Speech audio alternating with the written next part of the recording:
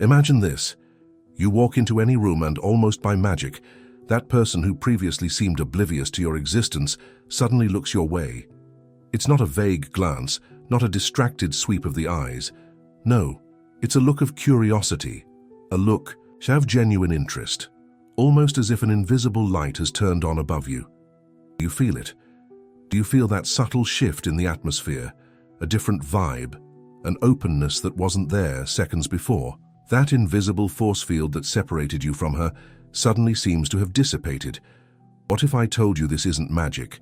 What if I told you there's a method, a sequence of steps, proven science that can transform you, yes, you, into someone? Magnetically interesting, even to that person who seemed to live in another universe, who never even noticed your presence. Forget the cheap tricks, the canned lines, the childish games they've taught you. That doesn't work. That's superficial. That doesn't create real connection. We're talking about something much deeper. We're talking about an internal transformation, a metamorphosis that begins inside you, at your core, and that inevitably reflects externally. A science of human connection that over the next 30 days you won't just learn, you will master. Prepare yourself. Prepare to discover how to approach the right way. Not to impress, because impressing is easy and fleeting, but to connect. Connect truly, soul to soul. That is the key. That is the game changer. But before we dive headfirst into the techniques, the strategies, the secrets that will revolutionize the way you interact with the world, you'll need allies on this journey. You're not alone in this, but you need the right tools. Think of them as your battle companions, your guides on this adventure of self-discovery and transformation. First, prepare your interaction journal. What is that? It can be a simple notebook like a hardcover one or a note app on your phone. The form doesn't matter, the function does. This journal will be your confidant, your personal laboratory. In it, you will record your insights, your observations, your progress, your difficulties, every small victory. It's your personal treasure map, showing you where you've come from and where you're going. Second, keep your self-analysis mirror handy. And yes, I'm literally talking about a mirror, or if you prefer, your phone camera. Why? Because you need to see yourself. You need to observe yourself. Record yourself talking, gesturing, practicing the techniques we're going to learn. Observe your body language, your posture, your facial expressions. The mirror doesn't lie, my friend. It will be your most honest feedback and often the hardest to face head-on, but it's fundamental. Third, cultivate the empathy map. This isn't a physical object, but a constant mental exercise, a skill we will develop together. It's the ability to genuinely put yourself in someone else's shoes, to try to feel what the other person feels, to see the world through their eyes. Empathy is the bridge that connects two souls. Without it, there is no true connection. And, of course, as in any journey of deep learning, you'll need some fundamental readings, and I'm not talking about cheap pickup manuals. I'm talking about serious books on human communication, on basic social psychology, on the universal principles of human interaction. They will serve as your conceptual guides, the theoretical basis that will support your practice. I'll recommend some along the way, don't worry, but the search for knowledge, that has to come from you. Our educational universe, this journey we are starting now, is based on 3 simple rules. 3 pillars that, if you follow strictly, will guarantee your success. Rule number 1, every activity, every exercise, every challenge proposed in this 30-day journey is a step, an indispensable step on your ladder of transformation. Complete it with total attention, with absolute dedication, before even thinking about moving on to the next. Don't skip steps. Haste makes waste here, and the perfection we seek is that of your magnetic authenticity. Rule number 2, the most valuable feedback, the most crucial, the most transformative, will not come from me nor from anyone else. It will come from your honest self-observation, brutally honest, meticulously recorded in your interaction journal. Be your own critic, your own mentor. Learn to analyze yourself without judgment, but with clarity. And rule number 3, perhaps the most important of all, vulnerability here is not weakness. Repeat after me, vulnerability is not weakness. Vulnerability is the courage to be authentic, to show yourself as you really are, with your qualities and your imperfections. It is the foundation of real connection, the kind that gives you goosebumps and touches the soul. If you are not willing to be vulnerable, to truly open up, then you can stop here. This journey is not for you. But if you are ready, if you are hungry for this change, if you are willing to pay the price of transformation, then, my friend, prepare yourself. Because your social life, your ability to connect with people, especially with that person, will never be the same again. First, let's talk about awakening your magnetic presence. Pay close attention now, because this is the foundation of everything. Everything, absolutely everything, begins not with what you say, not with the words that come out of your mouth, but with who you are in the moment of interaction. Who you are when you walk into a room. Who you are when your eyes meet hers. Your internal energy, that vibration you emanate into the universe. Your self-confidence, the way you carry yourself, the way you occupy the physical space around you. These are the first signals that anyone picks up. And the most impressive thing, this happens on a subconscious level in milliseconds. Before you even open your mouth, she has already felt it. She has already read you. She has already decided, on some primitive level, whether you are someone interesting or just another face in the crowd. Do you understand the power of this? Do you understand the responsibility you carry? Your internal energy is like a magnet. If it's positive, vibrant, confident, it attracts. If it's negative, hesitant, insecure, it repels. Simple as that. Think of someone you admire, someone who seems naturally attractive, charismatic. Observe that person. Feel their energy. It's almost palpable, isn't it? This person isn't trying to be interesting. They simply are. And that's what we're going to awaken in you. This energy isn't something you artificially manufacture. It's born from within. It's born from your state of mind, your inner peace, your passion for life. Start cultivating this energy today. How? By taking care of yourself. By taking care of your body, your mind, your spirit. Do things that energize you, that make you feel alive. Abandon the energy vampires in your life, toxic people, destructive habits, negative thoughts. You are the guardian of your own energy. Protect it with tooth and nail. Now, self-confidence. Our self-confidence, so talked about, so desired, but so misunderstood. Self-confidence is not arrogance. Arrogance is a mask, a desperate attempt to hide insecurity. Genuine self-confidence is quiet. It's calm. It's the inner certainty of who you are and your worth, regardless of external approval. And how do you build this inner fortress? It starts with small victories.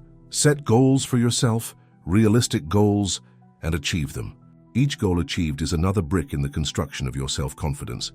Challenge yourself. Step out of your comfort zone, even if it's one step at a time. Fear will be there. It always is. But courage is not the absence of fear. It's action despite fear. And every time you act despite fear, your self-confidence grows, expands, solidifies. Use your self-analysis mirror here. Look at yourself. Look into your own eyes. See the strength that exists within. See the potential that is waiting to be unleashed. Practice your posture. Shoulders back, head held high. Not in an arrogant way, but in a present, open way. Confident posture not only sends a signal to others, but it also sends a signal to your own brain, reinforcing your sense of power and security. It's neuroscience working in your favor. Your voice. Record your voice. Listen. Does it sound hesitant, low, monotonous, or does it sound clear, firm, melodious? The voice is a powerful tool for connection. Learn to use it with intention.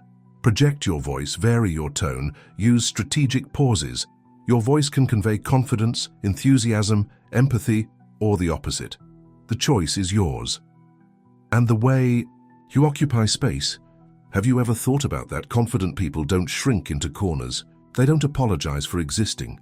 They occupy space naturally, expansively, not invasively, understand the difference well, but in a present way. Their gestures are open, fluid. Their body language invites closeness, doesn't create barriers.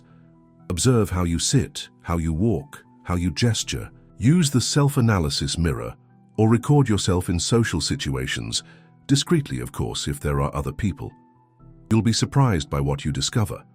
Often, our body language is sabotaging our intentions without us realizing it. Hands in pockets, arms crossed, looking down. These are all signs of closing off, of insecurity. Start practicing more open, more inviting body language. Maintain eye contact, not intimidating eye contact, but eye contact that says, I see you, I am present, I am interested. Eye contact is one of the most powerful ways to create an instant connection, but it needs to be just right. Hold the gaze for a few seconds. Gently look away and connect again. It's a subtle dance, but fundamental. All of this energy, self-confidence, occupying space, it all comes down to one thing, your mindset. The way you think about yourself, about others, about the world. If you believe deep down that you are not interesting, that you are not worthy of attention, that you have nothing to offer, guess what? That's exactly what you will project. And that's exactly what people will perceive. Your limiting beliefs are like invisible chains holding you to a pattern of mediocrity. You need to break those chains. Now, start questioning those beliefs. Where did they come from? Are they really true? Or are they just stories you've told yourself for so long that you've ended up believing them? Replace these limiting beliefs with empowering beliefs. I am interesting. I have value. I am capable of creating genuine connections. Repeat these affirmations to yourself every day with conviction, with emotion. Visualize yourself being that magnetic, confident, connected person. Feel the emotion of that visualization as if it were already reality. This isn't magical thinking, this is reprogramming your subconscious. It's aligning your thoughts, your emotions, and your actions in the direction of your goal. This first step, awakening your magnetic presence, is the most crucial. It's the foundation upon which we will build everything else. Dedicate time to dive deep into your self-analysis. Use your interaction journal to record your perceptions about your energy, your confidence, your body language. Note the moments when you felt most present, most magnetic, and the moments when you felt the opposite. What was different? What can you learn from it? Be brutally honest with yourself. Remember rule number 2, the most valuable feedback comes from your honest self-observation. And remember rule number 3, the vulnerability of looking in the key mirror and admitting your flaws is the first step towards transformation. Don't be afraid to feel uncomfortable. Discomfort is a sign of growth, embrace it. It is in this space of discomfort that magic happens. It is here that the old you begins to give way to the new you, a more authentic, more powerful, more magnetically interesting you. And this, my friend, is just the beginning. We are only on the first step of this 30-day journey. But what a powerful first step, huh? Do you feel the energy changing just thinking about it? I do. And I know you do too. Before we move on to the next pillar of your transformation, I want to ask you something. If you are feeling that this content has already started to resonate with you, if a spark of hope and determination has ignited within you, then show me. Leave a like on this video. It's a signal to me that we are on the right track, that this message is reaching you. And more importantly, comment below. What was the biggest insight you've had so far about your own presence? What are you going to start changing today? Sharing your reflections not only helps you process the learning, but it also inspires other men who are on this same journey. And of course, if you haven't done it yet, for God's sake, subscribe to the channel and turn on notifications. Because what lies ahead in the coming days will be even more intense, even more transformative. You won't want to miss a single second of this personal revolution. Do it now. Hit the like button, comment, subscribe. It's a small gesture that makes a big difference. And it's a commitment you make to yourself to go all the way. Okay, took a deep breath. Processed this first stage? Great. Because now we are going to the second fundamental pillar of your new magnetic identity. We've already established that your presence, your energy, your confidence are the foundation. But to build real, deep connections, the kind that leave a mark, you need more. You need to master the art of observation and empathetic listening. Sounds simple, doesn't it? Observe and listen. Everyone does that, right? Wrong. Most people look but they don't see. They hear but they don't listen. They are so stuck in their own heads, in their own internal chatter, in their own needs, that they completely miss what's happening outside. And that's where connections die before they even begin. The art of observation begins with a conscious decision to get out of your own head and genuinely focus on the other person. When you are talking to someone, especially that person you are interested in, Where is your attention? Is it on what you are going to say next? Are you worrying if you are pleasing them, if you are being interesting enough? If so, you've already lost. True observation is a state of full presence. It's being there 100% with the other person. It's noticing the details. The way her eyes sparkle when she talks about something she loves. The little wrinkle of worry that appears on her forehead when she touches on a sensitive subject. The way she fiddles with her hair when she's nervous or thoughtful. It's these small signals, these micro-expressions, this subtle body language that tell you the real story, much more than words ever would. Words can lie, can disguise. The body doesn't. The body is an open book if you know how to read it. And how do you learn to read this book? Practice. Deliberate attention. Start observing the people around you in your day-to-day life. At work, at the coffee shop, on public transport, without judgment. Just observe. Observe how they interact, how they move, how they express themselves. Try to guess what they are feeling, what they are thinking. It's a fascinating exercise that will sharpen your senses and make you much more perceptive. And when you are interacting directly with someone, calibrate your observation. Don't stare in a strange way, of course, but be attentive. Notice the changes in their posture, in their tone of voice, in the speed of their speech. These are precious indicators of their emotional state and the impact your words and actions are having. This is social intelligence in action. Now, empathetic listening. This goes beyond simply hearing the words that are spoken. Empathetic listening is listening with your heart. It's listening to understand, not to reply. It's listening to validate, not to judge or give unsolicited advice. Most people don't really listen. They anxiously wait for their turn to speak. They formulate their response while the other person is still talking. They interrupt. They steer the conversation back to themselves. That's not listening. That's selfishness disguised as conversation, and that kills any chance of genuine connection. Empathetic listening requires inner silence. It requires you to quiet your own voices, your own opinions, your own judgments, and open yourself completely to the other person's experience. When someone is talking to you, especially about something important to them, make a conscious effort to truly listen. Maintain eye contact. Remember what we said about that. Nod your head to show you are following. Use small verbalizations, like I see, I know. But most importantly, try to feel what she is feeling. Try to put yourself in her shoes. This is where your empathy map comes into play. Remember it? That mental exercise of putting yourself in someone else's shoes? Use it intensely. Ask yourself, how would I feel if I were going through this? What does this experience mean to her?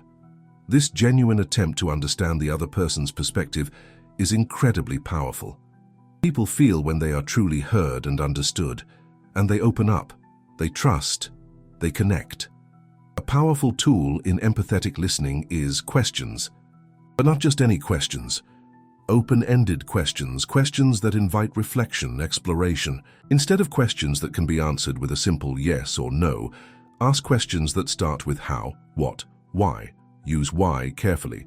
Sometimes it can sound accusatory. For example, instead of asking, did you like the movie? How, about what stood out to you most in that movie? Or how did you feel about that ending? Do you see the difference? Open-ended questions demonstrate genuine interest and give the other person space to express themselves more deeply. And when she answers, listen. Listen to every word. Listen to what's behind the words. Listen to the emotions. And reflect back what you understood. So if I understand correctly, you're feeling, or it sounds like that was very important to you because this shows that you not only heard, but you processed and understood. And that, my friend, is pure gold in building relationships. Empathetic listening doesn't mean agreeing with everything. You can have your own opinions, your own values, but it means respecting the other person's experience, validating the other person's feelings, even if you don't agree with their actions or conclusions.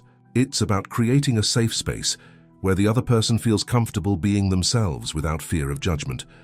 And when you offer this gift of genuine listening, something magical happens. Defenses drop, masks are removed, and human connection, in its purest and most authentic form, flourishes. It might seem challenging at first, especially if you're used to being the center of attention or dominating conversations. It will require practice. It will require patience with yourself. Use your interaction journal to reflect on your conversations. How did you do with observation and with listening? Did you really focus on the other person? Or did you fall into old patterns of self-centeredness? Be honest. Remember, honest self-observation. It's a muscle you need to train. Start small. Choose one conversation a day to deliberately practice attentive observation and empathetic listening, and observe the results. Observe how people react to you. Observe how your interactions become richer, more meaningful. You'll be surprised by the transformative power of simply being present and truly listening. This second pillar, the art of observation and empathetic listening, is what will set you apart from most men. It's what will allow you to create connections that go far beyond the surface.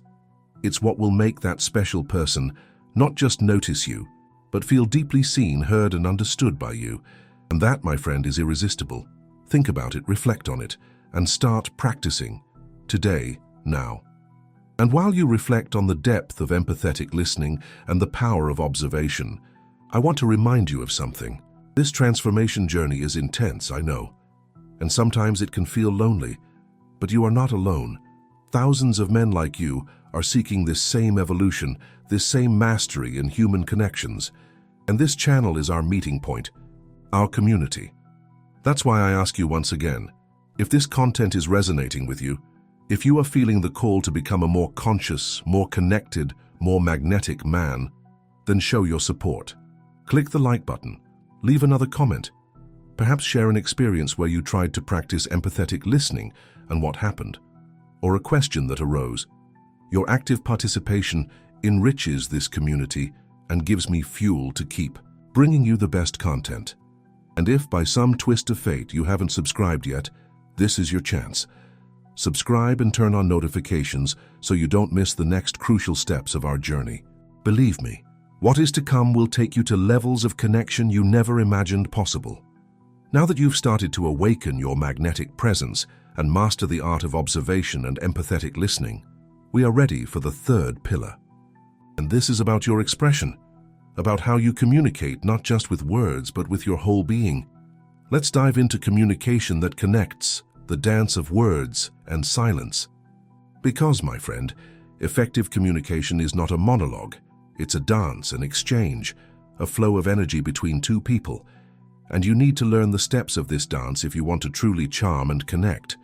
Many men think that being a good communicator is talking a lot, using difficult words, telling jokes all the time.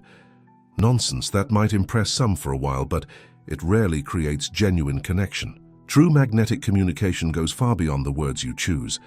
It's in your tone of voice, the rhythm of your speech, the strategic pauses you use.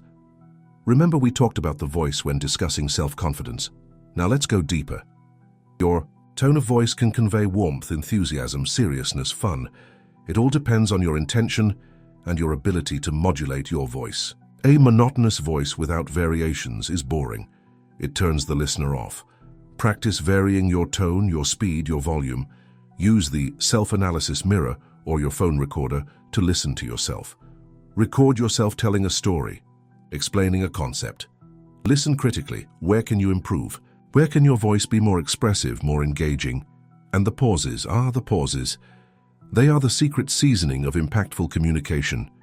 A pause at the right moment can create suspense, give the other person time to absorb what you said, emphasize an important point, or even convey confidence and control. Don't be afraid of silence. Silence can be incredibly powerful.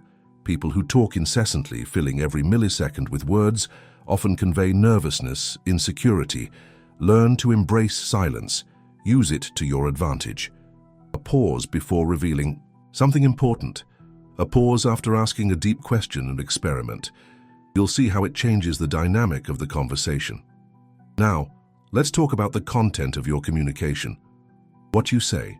And here, one of the most powerful tools you have at your disposal is personal storytelling. Telling stories.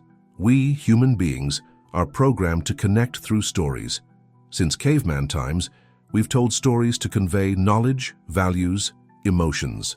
A good story grabs attention. evokes emotions, creates empathy. And you, my friend, have an arsenal of stories inside you. Your experiences, your challenges, your passions, your learnings. All of this can be transformed into engaging stories. But it's not about bragging or boasting. It's about sharing who you are in an authentic and interesting way. How to tell a good story? Start with a hook, something that grabs the listener's attention immediately. Create a little tension, a conflict, a challenge. Show, don't just tell. Instead of saying "I was scared," describe the feeling of fear in your body, the thoughts going through your head. Use sensory language. What did you see, hear, feel, smell, taste? And most importantly, what is the message of your story? What emotion do you want to convey? A good story has a purpose, even if it's just to entertain or create a moment of connection. Think about your stories. Which ones reveal something interesting about you, about your values, about your journey? Practice telling them, refine them. Use your interaction journal to jot down story ideas and to reflect on how they were received when you told them. And this brings us to a crucial point in communication that connects: strategic vulnerability. Remember rule number 3, vulnerability is not weakness, it's courage. And in communication, vulnerability is what allows the other person to see your true self. It's what breaks down barriers and creates a space for emotional intimacy. But pay attention. I said strategic vulnerability. It's not about dumping all your problems and insecurities on the other person on the first date. That would be inappropriate and probably frightening. Strategic vulnerability is about sharing your feelings, your experiences, your thoughts, in a way that is authentic and appropriate for the level of intimacy of the relationship. It's about being real, not perfect. For example, instead of trying to always seem strong and unshakable, you can admit you felt nervous before an important presentation, or share a lesson you learned from a mistake you made, or talk about a passion of yours that might not be cool or mainstream. These moments of genuine openness build bridges. They show that you are human, that you have your own struggles and your own quirks. And that makes you much more relatable, much more attractive than someone who tries to project an image of unattainable perfection. But remember, timing and context are everything. Vulnerability should be gradual and reciprocal. Share a little, see how the other person reacts. If she also opens up, great, you can go a little deeper. It's a dance, remember? And humor? Humor is the social lubricant par excellence. Laughing together is one of the fastest and most effective ways to create connection and relieve tension. But, like vulnerability, humor needs to be used intelligently. The type of humor that works best to create connection is light humor, self-deprecating humor, laughing at yourself, not others, observational humor. Avoid offensive jokes, excessive sarcasm, or humor that puts others down. That might get a few laughs, but it generally doesn't build the type of connection we're looking for. Learn to find the humor in everyday situations. Don't take yourself too seriously. Be willing to laugh at yourself. A genuine smile, a shared laugh, and these are precious moments that strengthen the bonds between people. Now, just as important as knowing what to do is knowing what not to do. There are some common communication mistakes that can completely sabotage your connection efforts. The first, and perhaps the most common, is the monologue. Talking incessantly about yourself, your problems, your achievements, without giving the other person space to speak. That's deadly. Remember empathetic listening. Conversation is a two-way street. Another mistake is constantly interrupting. Let the person finish speaking before you jump in with your comments. Interrupting is disrespectful and shows that you are not really listening. Openly judging or criticizing the other person's opinions or feelings is also a big no-no. Even if you disagree, do so with respect and empathy. Try to understand her point of view before imposing yours. And finally, avoid being excessively negative or complaining. Nobody likes to be around someone who only sees the bad side of things. Of course, we all have bad days and need to vent from time to time. But if negativity is your default mode of communication, you will drive people away. This is where your fundamental readings on communication and social psychology become even more valuable. Books on nonviolent communication, on emotional intelligence, on the art of conversation, they will give you deep insights and practical tools to improve your skills, Don't view this as boring study. View it as an investment in yourself, in your power to connect with others. Take the principles you learn from these books and start applying them in your daily interactions. Observe the results. Adjust your approach. Use your interaction journal to record what works and what doesn't work for you. Remember rule number 1, every activity is a step. Every book read, every technique practiced is one more step in your transformation. Mastering communication. That connects doesn't happen overnight. It requires awareness, practice, and patience. But the results are worth every drop of effort.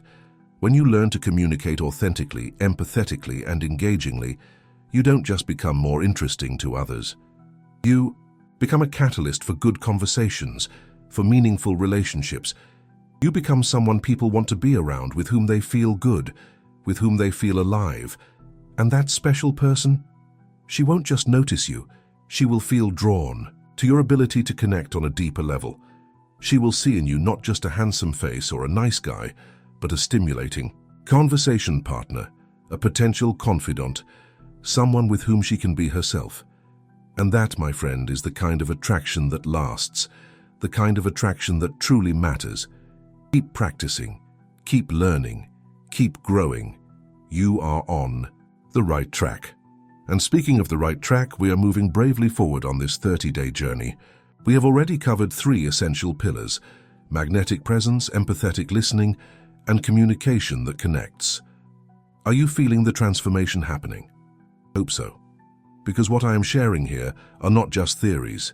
They are tested and proven tools that can radically change the way you relate to the world.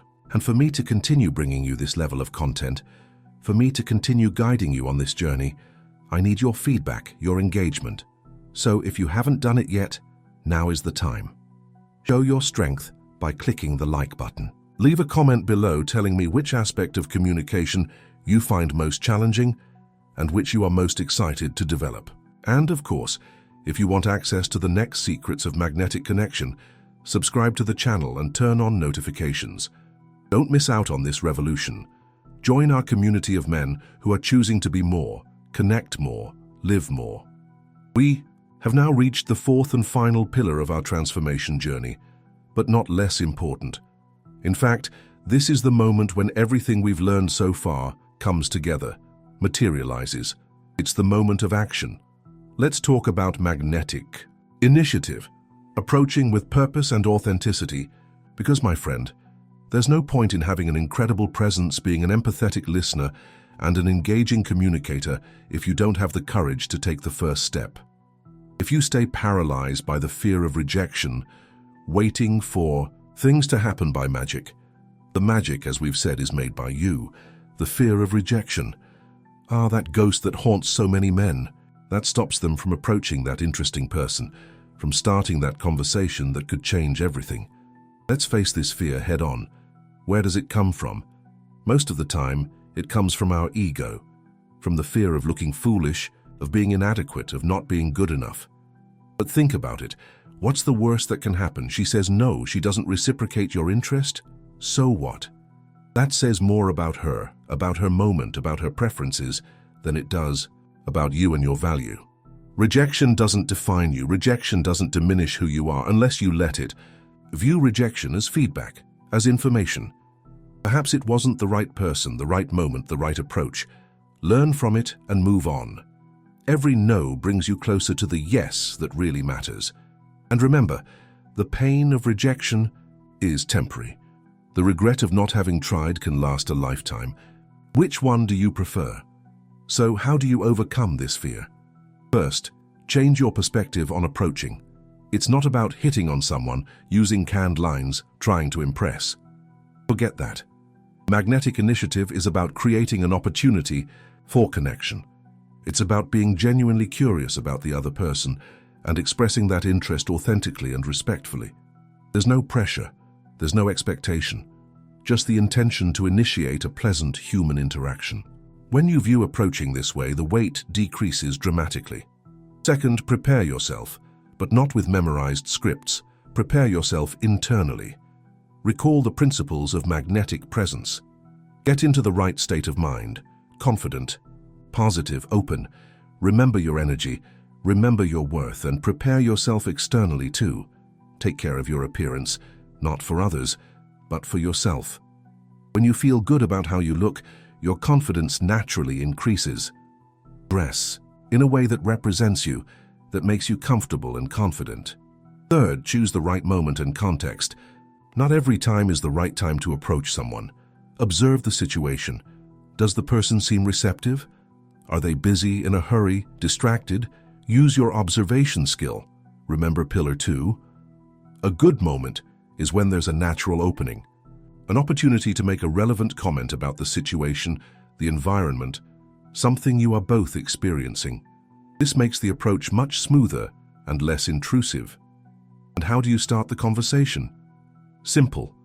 Be simple. Be authentic. A genuine smile is a great start. Friendly eye contact and then a simple, direct phrase. It could be a comment about the environment. This coffee shop smells great. Have you tried the espresso here? It could be a question related to something she's doing, if appropriate and not intrusive. That book looks interesting. What's it about? Or if you feel a stronger visual connection, it can even be a little more direct but always respectful. Hi, I saw you here and thought it would be a waste not to come say hello. My name is your name.